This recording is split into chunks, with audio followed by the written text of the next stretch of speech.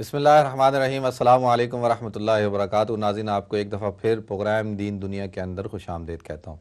नाज़रीन, हुज़ूर अकरम सल्लल्लाहु अलैहि वसल्लम के एहसानात इस उम्मत पे कसीर हैं, और सबसे बड़ा एक और एहसान भी क्या कि हुज़ूर अकरम सल्लल्लाहु अलैहि वसल्लम ने जो इस्लाम, जो दीन हमें दिया, इस दीन के अंदर न कोई ऐसी कोई तफरीक नहीं है कि जी दीन अलग है, दुनिया अलग है, और हमारे प्रोग्राम का नाम भी दीन और दुनिया है। तो अल्लाह के रसूल सल्लल्लाहु अलैहि वसल्लम ने आकर मुसलमानों को कहा कि मुसलमानों की दुनिया भी दीन है, अगर वो मेरे तरीके के मुताबिक हो, अगर वो शरीयत के मुताबिक हो। तो हमारे यहाँ तो कोई कॉन्सेप्ट नहीं है कि जी कैसर जो है वो सदारत संभालेगा, और जो गिरजा घर जो है वो पादरी संभालेगा, या मजहबी लोग जो है वो सिर्फ मंदिर संभालें और हुकूमतें जो है वो दुनियादार लोग संभालें। ऐसा कोई तसव्वुर इस्लाम पेश नहीं करता, बल्कि इस्लाम तो ये कहता है कि मुसलमानों की दुनिया दुनिया नहीं, अगर वो शरीयत के मुताबिक है वो भी दीन है। तो ये भी हुज़ूर अकरम सल्लल्लाहु अलैहि वसल्लम का बहुत बड़ा एहसान है। हमारे साथ एक कॉलर हैं, काफ़ी देर से ब्रेक पे हम चले गए थे, वो काफ़ी देर से होल्ड पे हैं। देखते हैं कौन है हमारे साथ। अस्सलामु अलैकुम वरहमतुल्लाहि वबरकातुहू। सलामुकुम सर। वालेकुम अस्सलाम वरहमतुल्लाह। जी, कौन साहब बोल रहे हैं?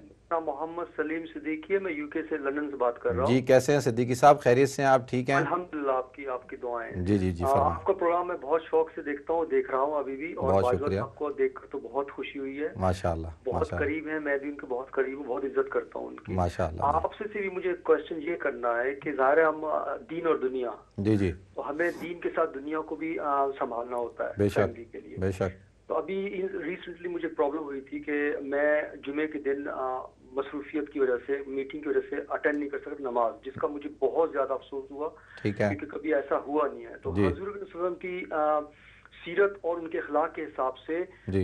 आप इसका मुझे बताइए कि मुझे क्या करना चाहिए था, या मैं क्या कर सकता हूँ अगर खुदा न खास्ता फ्यूचर में ऐसी कोई बात होती है तो। चलें, ठीक है सिद्दीकी साहब, आप प्रोग्राम देखें, इंशाल्लाह हम बताते हैं। बहुत बहुत शुक्रिया आपकी कॉल शुक्रिया। करने का। जज़ाकुमुल्लाह अहसनुल जज़ा।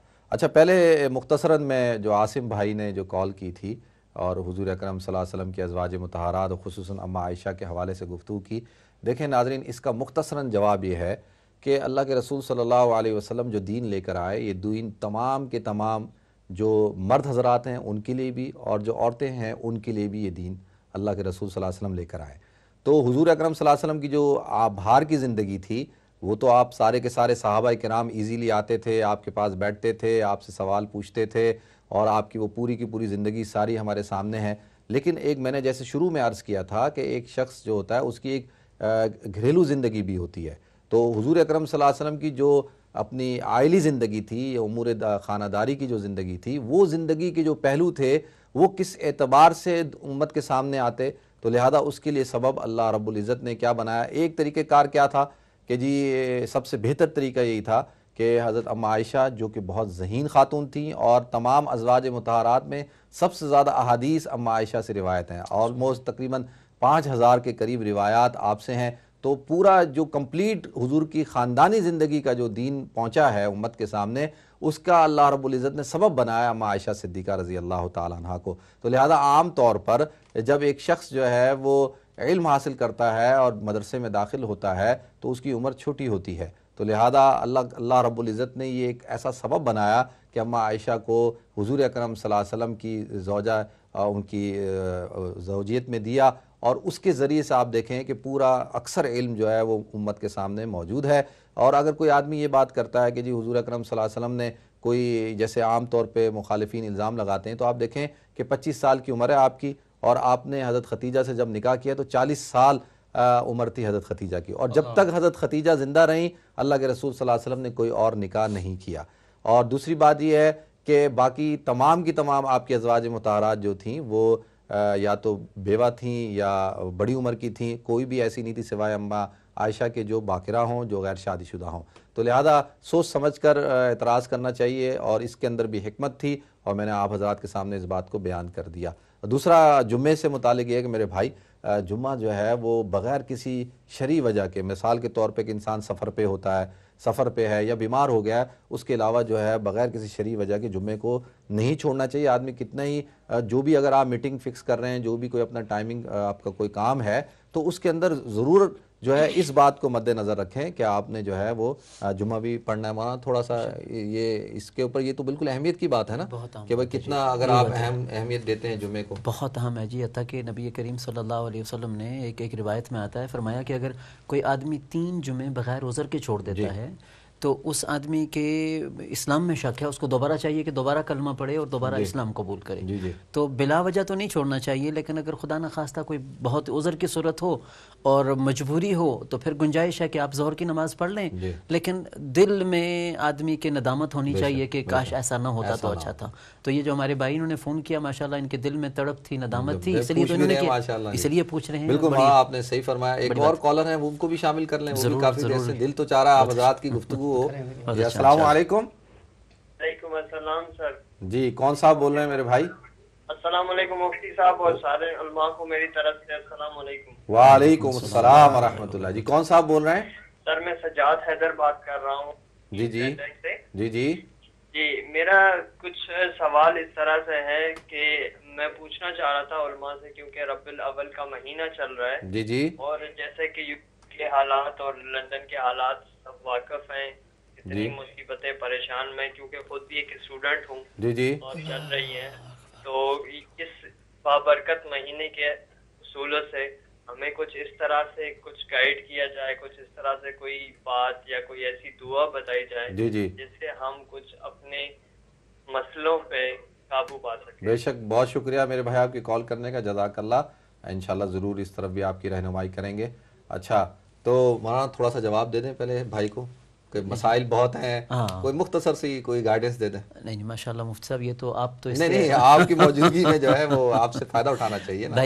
بھائی سب سے پہلے بنیادی طور پر میں نے محسوس کیا ہے بھائی سجاد کے عمومی طور پر لوگ کہتے ہیں کہ ہمارے بہت سارے مسائل ہیں، لیکن جو کور جو ٹیچنگز ہیں، مثال کے طور پر اللہ کے نبی، اللہ کا حکم ہے، اللہ نے نماز فرض کی ہے، تو نماز میں تھوڑی کوتاہی ہوتی ہے جس کی وجہ سے بہت سارے مسائل پریشانیوں کی صورت میں آدمی کے سامنے آ جاتے ہیں. اسی طرح اللہ فرماتے ہیں کہ ظاہر الفساد فی البر والبحر بما کسبت ایدی الناس. اکثر جو بھی آدمی کے اوپر پریشانیاں آتی ہیں تو اس کا وجہ آپ کی ذات خود ہوتی ہے. تو پہلے اپنا محاسبہ کریں، اللہ سے استغفار کریں، نمازوں کا اہتمام کریں، اس کے بعد جو بھی آپ وظیفہ کریں گے اللہ آپ کی پریشانیوں کو سے دور کریں گے. کہتے ہیں یہ ایسے ہی ہے کہ آدمی جیسے کہ کوئی جو ہے وہ پانی کو ٹھنڈا کرنا چاہتا ہے، لیکن وہ پانی جو ہے وہ آگ پر رکھا ہوا ہو تو اس میں جتنی مرضی برف ڈالتے جائیں گے وہ گرم نہیں، وہ ٹھنڈا نہیں ہوگا، اس لیے کہ جو سورس آف ہیٹ ہے وہ باقی ہے. تو جب تک اللہ کی نافرمانی کی جو ہے وہ ہیٹ ہے وہ باقی رہے گی تب تک کوئی وظیفہ کوئی چیز عمل نہیں کرے گی. تو ایک تو سب سے پہلی بات تو یہ کہ پکا ارادہ کریں کہ اللہ کی نافرمانی نہیں کریں گے، نمازوں کا اہتمام کریں، اور بھائی اس کے بعد استغفار کریں. استغفار سب سے اہم چیز ہے. اللہ خود قرآن میں ارشاد فرماتے ہیں استغفروا ربکم انہ کان غفارا، کہ تم استغفار کیا کرو اللہ تمہاری مغفرت کریں گے. یرسل السماء علیکم مدرارا ویمددکم باموال وبنین، تو تمہارے سارے مسائل اللہ جل جلالہ حل کریں گے. اور بھائی نبی کریم صلی اللہ علیہ وسلم کہتے ہیں کہ ہر عیب سے، ہر کوتاہی سے، ہر خطا سے پاک تھے، پھر بھی نبی علیہ الصلوۃ والسلام کثرت سے استغفار فرمایا کرتے تھے. تو یہ استغفار کیا کریں انشاءاللہ العزیز، کثرت سے چلتے پھرتے استغفار کریں، انشاءاللہ اللہ ہمارے مسائل کو حل کریں گے. جی تجربے کی بنیاد ہے.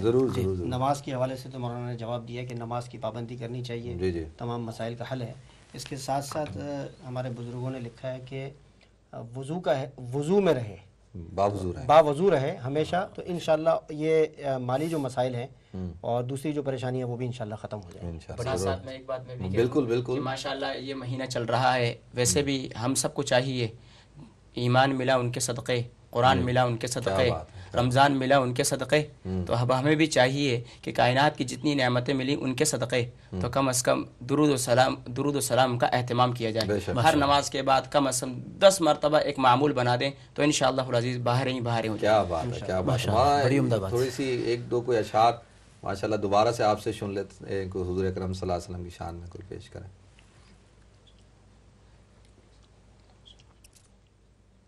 سارے نبیوں کے عہد بڑے ہیں،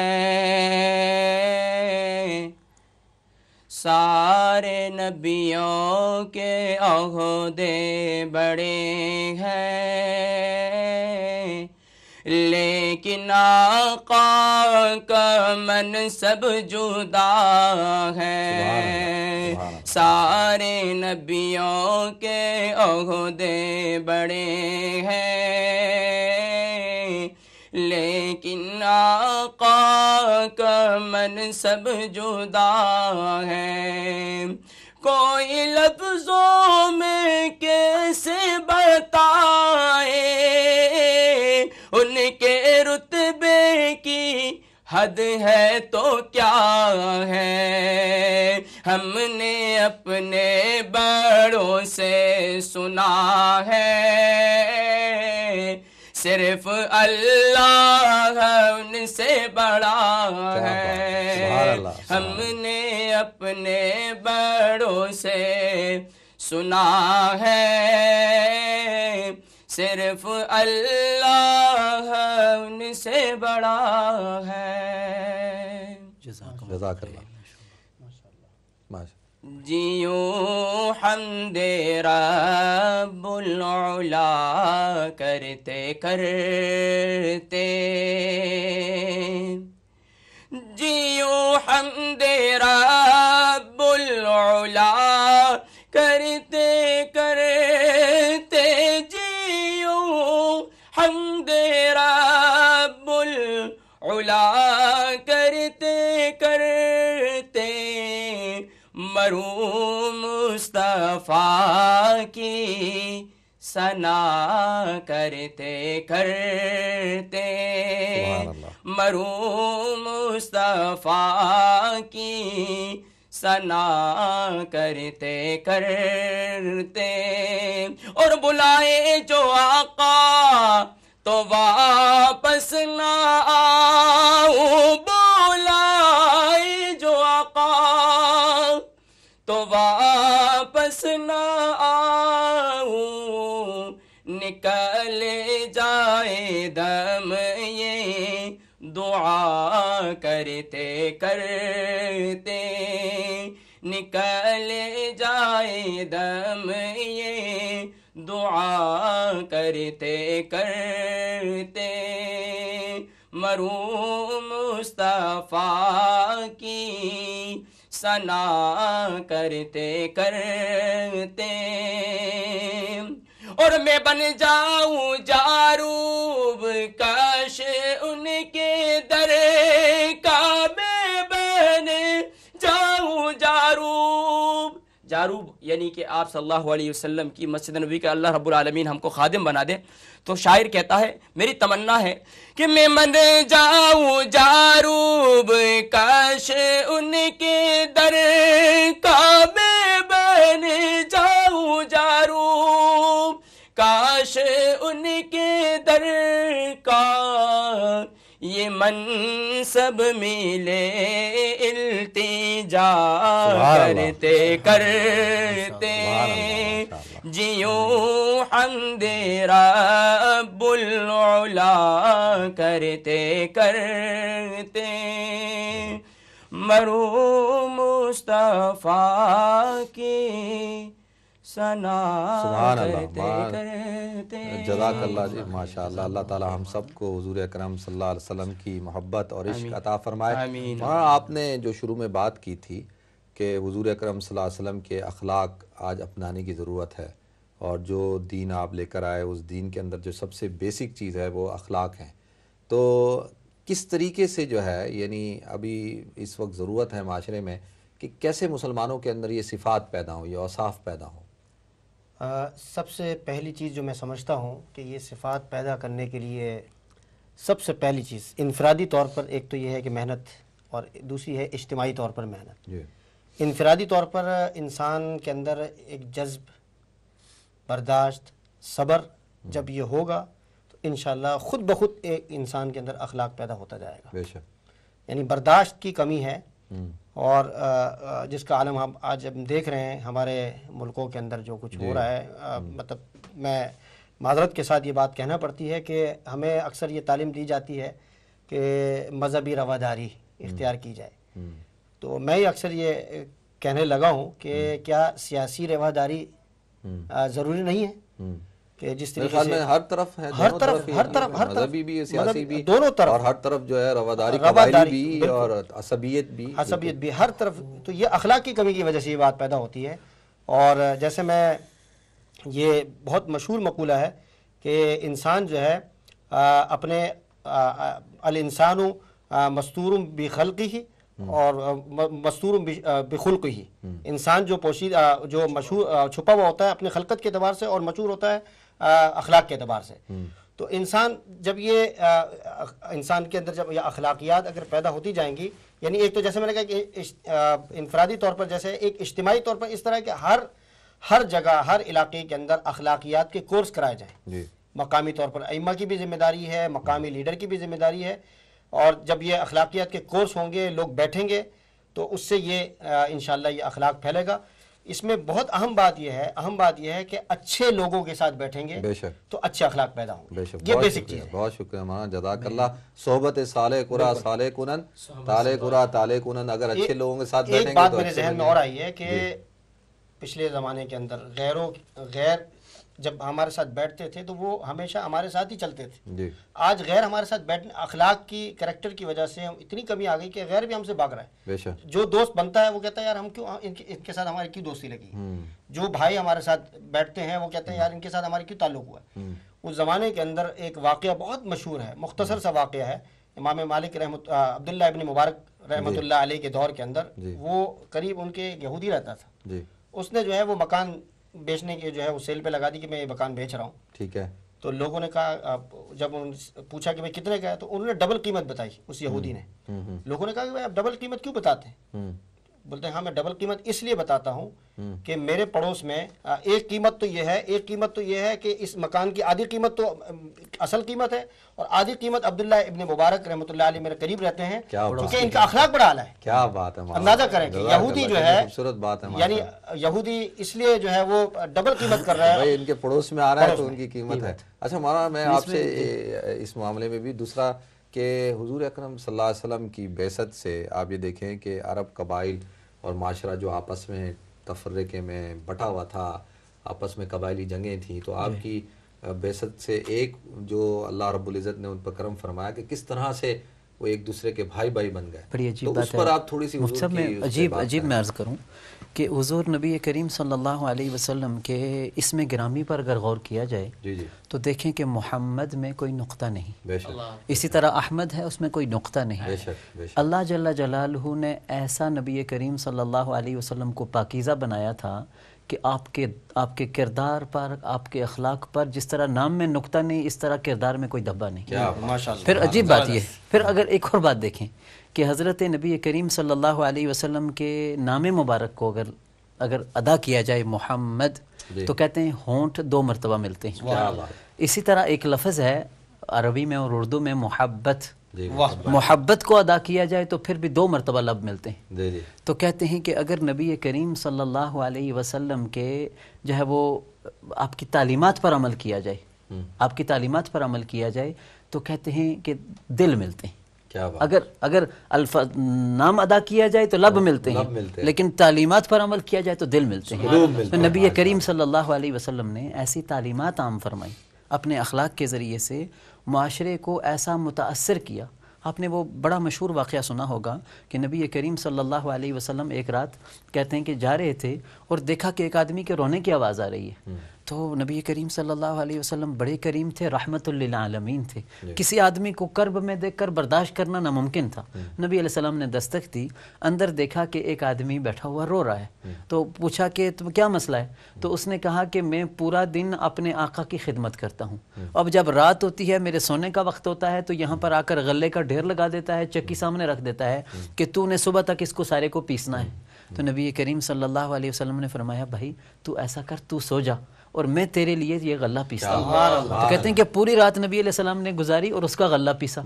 دوسرے دن پھر یہی معاملہ، تیسرے دن پھر یہی معاملہ، اور کہتے ہیں کہ اس نے کہا کہ بھائی مجھے اپنا غلام بنا لو، میں تمہاری اطاعت کرنا چاہتا ہوں، تم کون ہو؟ تو نبی کریم صلی اللہ علیہ وسلم نے ان کو کلمہ پڑھایا، اور یہ تھے حضرت بلال ابن رباح رضی اللہ تعالیٰ عنہ، جو اسلام کے بڑے مجاہد. کیا بات ہے مولانا، بالکل پروگرام بھی اپنے اختتام پہ ہے، تو 2-3 منٹ ہے مولانا. میں چاہوں گا کہ اختتام کے اندر اگر آپ قصیدہ بردہ کے کچھ اشعار پڑھ لیں اور اس سے پہلے انشاءاللہ اسی پہ ہم پروگرام کو ختم بھی کر لیں گے.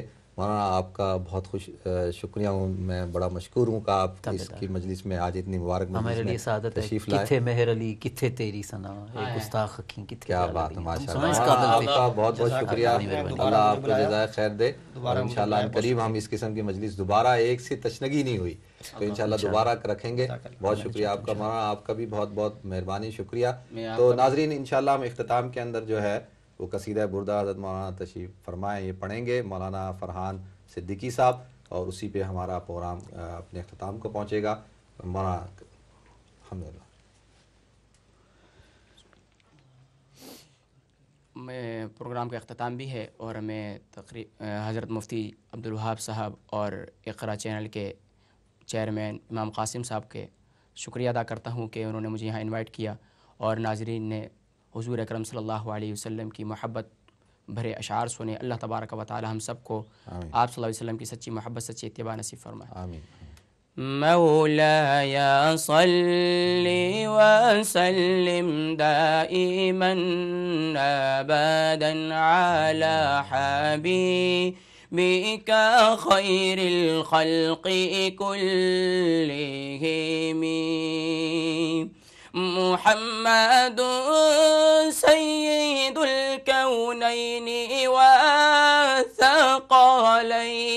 والثقلين محمد سيد الكونين والثقلين والفريقين من عرب ومن عجم مولاي صل وسلم دائما أبدا على حبيبك خير الخلق كلهم يا ربي بالمصطفى بلغ مقاصدنا يا ربي بالمصطفى بلغ مقاصدنا واغفر لنا ما مضى يا واسع الكرم.